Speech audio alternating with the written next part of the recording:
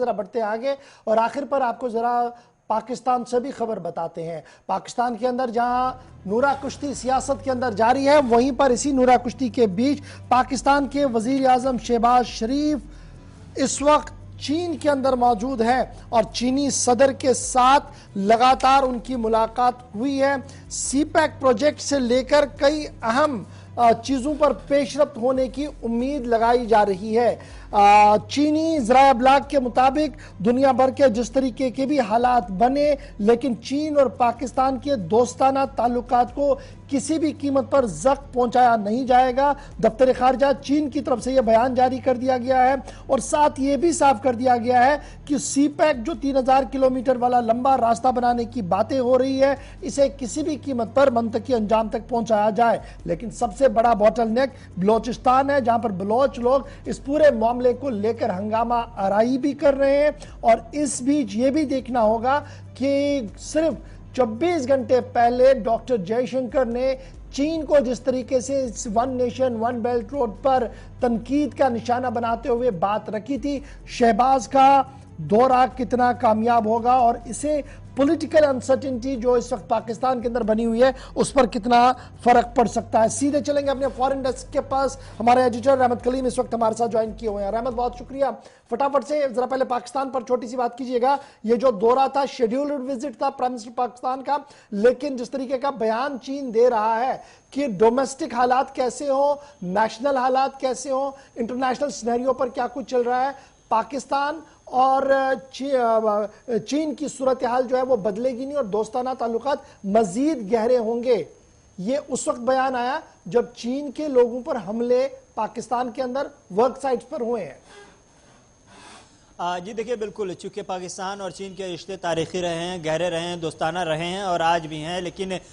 جس وقت global order change ہو رہا ہو، جس وقت 3 بلاک بن رہا ہو، اس وقت ہر ملک کی کوشش ہوتی ہے، چاہے وہ امریکہ ہو اپنے بلاک میں کن کو شامل کرانا چاہتا ہے، روس اپنے ملک میں اپنے بلاک میں کس کو رکھنا چاہتا ہے اور چین کس کو شامل کرانا چاہتا ہے۔ تو یہ جو 3 بلاک ہو رہے ہیں، اس میں پاکستان روس اور چین کے بیچ میں پھنسا ہوا ہے۔ یہ وجہ ہے کہ اس وقت ہم چین کی جانب سے دیکھ رہے ہیں کہ ایسی صورتحال میں بھی پاکستان کے لیے ایسے بولے جا رہے ہیں جو عام طور سے اس سے پہلے نہیں ہوئے۔ حالانکہ اس طرح کی جیسے ہم نے دیکھا تھا آج سے قریب 6-7 مہینے پہلے، 1 سال پہلے ایک حادثہ ہوا تھا جس میں بس میں گھس کر کے دہشت گردوں نے حملہ کیا تھا چینی شہریوں پر، چینی کاریگروں پر۔ اس وقت ہم نے دیکھا تھا کہ جو رول اور جس طرح سے جارحانہ تیور چین نے اختیار کیا تھا، اس وقت کا دور کچھ اور تھا، لیکن آج مجبوری ہے اور اس صورتحال کا اس مجبوری کا فائدہ پاکستان کو ملتا ہوا نظر آ رہا ہے۔ اس لیے چین کا وہ انداز، وہ تیور آج نہیں دیکھنے کو مل رہا جو دیکھا جاتا رہا ہے۔ اب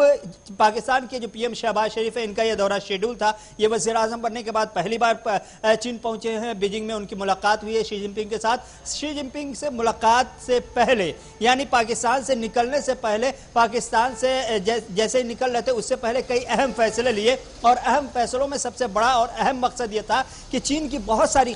کمپنیاں جو پاکستان کے اندر کام کر رہی تھی، بہت سارے سرمایہ کار جنہوں نے پاکستان میں کام کیا تھا اور انہوں نے کام چھوڑ دیا تھا چونکہ ان کے بقایا جات ایک زمانے سے بچے ہوئے تھے اور 160 ارب روپے قریب پاکستان کے اوپر بقایا ابھی بھی تھے،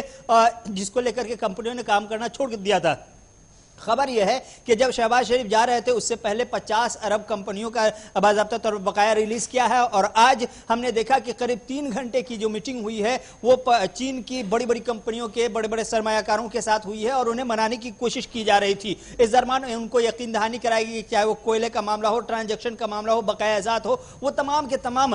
جو مسئلے ہیں وہ تمام کے تمام مسئلے حل کر دیے جائیں گے اور تمام مواقع جو ہیں پاکستان میں وہ چینی کمپنیوں کے لیے، چینی سرمایہ کاروں کے لیے کھلے ہوئے ہیں۔ تو جو روٹھا ہوا معاملہ تھا، جو کمپنیاں روٹھی ہوئی تھی، جو مالکان روٹھے ہوئے تھے، انہیں منانے کی کوشش کر رہے تھے۔ رہی بات جو پاکستان کے پی ایم کی شی جن پنگ سے ملاقات کی، اس ملاقات میں شی جن پنگ نے 2 باتیں اور سیدھے طور پر بہت ہی آسان لفظوں میں کہا۔ وہ یہ تھا کہ سی پیک کا جو معاملہ ہے 2015 سے لے کر کے ابھی تک کے ٹھنڈے بستے میں ہے، اس کو ابھی تک کے منزل مقصود تک پہنچ جانا چاہیے تھا۔ اس کا جس طرح سے جس تیز رفتاری سے کام ہونا چاہیے تھا، اس تیز رفتاری میں کہیں نہ کہیں جگہ پر رکاوٹیں آئی ہیں اور ابھی جمود کی کیفیت طاری ہے۔ तो इसको जल्दी से जल्दी हम किस तरह से अंजाम तक पहुंचा सकते हैं, इस मसले को कैसे हल कर सकते हैं, क्योंकि बीच में जो रुकावटें आई हैं, जो काम रुका है, वो बलोच का मामला है, और जिस तरह से प्रोटेस्ट हुए हैं उन प्रोटेस्टों को किस तरह से खत्म किया जाए और रुकावटों को कैसे दूर किया जाए, इस हवाले से शहबाज शरीफ को साफ अंदाज में कहा गया कि आप इस पर गौर कीजिए और सी पैक को जल्द से जल्द अंजाम तक पहुंचाइए। साथ ही साथ पाकिस्तान को जो चीन से मिला है इस दौरे के दौरान, उसमें दो तीन चीजें अहम है। एक है जो सोलर प्लांट है, और साथ ही साथ कराची के लिए रेलवे की टेक्नोलॉजी है, और इसके अलावा जो चीन के सदर की जानिब से कहा गया वो ये भी कहा गया कि पाकिस्तान में जो फाइनेंशियल क्राइसिस का दौर है, जो सूरत हाल है, वहां की इकोनॉमी जो डूब रही, वहां की जो माशी सूरत हाल है, इन तमाम सूरत हाल में हम पाकिस्तान की भरपूर मदद के लिए तैयार है। जल्दी से अब एक अहम नुक्ते की ओर भी आइएगा। एक तरफ से तो ये चल रहा था जहां पर सबकी नजरें थी, और डॉक्टर जयशंकर साहब का बयान भी कल का हमारे सामने, लेकिन दूसरी तरफ से ईरान और सऊदी अरब के बीच भी गर्माहट है इंटरनेशनल फोरम पर। वहां से क्या कुछ खबर, क्या कहीं पर कोई बीच का रास्ता नजर आ रहा है? जी, बीच का बिल्कुल भी रास्ता नजर नहीं आ रहा है, क्योंकि हमें जो इंटेलिजेंस जराए से जो खबर मिली है वो ये कि ये ईरान की जानिब से एक टैक्टिस अपनाई गई है। ये एक ऐसा बहाना तलाश किया जा रहा है जिसकी वजह से जो आलमी सतह पर हम ईरान को अब तक के जान रहे थे वो ये कि वहां महसा अमीनी की हलाकत के बाद से जो एहतजाज हुआ खवातीन को लेकर के, हिजाब को लेकर के और बाल काटने वाला ये जो पूरी तहरीक है, जिससे आलमी सतह पर ईरान की फजीहत हो रही है, और इस मसले से ईरान को आगे निकलता हुआ नहीं देखा जा रहा है। इससे कैसे जहन को डाइवर्ट करे, ग्लोबल मीडिया की सुर्खियों को बदले, ग्लोबल मीडिया के मवाद को बदले, उसके लिए बाज़ाब्ता तौर पर ईरान की जानिब से यह कोशिश की गई है। लेकिन जो सऊदी अरब की इंटेलिजेंस की जानिब से अमेरिकी इंटेलिजेंस को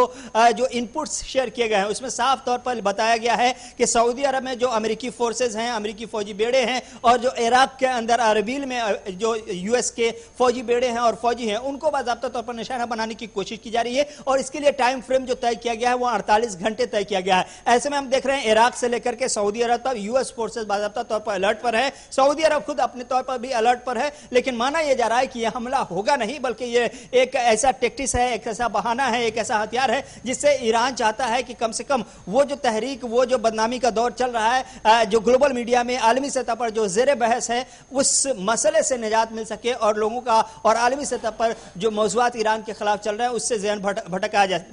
सके। बहुत बहुत शुक्रिया जी रहमत कली मेरे साथ ज्वाइन करने के लिए। फिलहाल 5 के पंच में अभी तक मेरे साथ बस इतना ही। आप बने रहेंगे हमारे साथ, खबरों, तस्जीहों और तबसरों का सिलसिला गुलिस्तान न्यूज़ पर जारी रहेगा, लेकिन कल जरूर 5 बजे हमारे साथ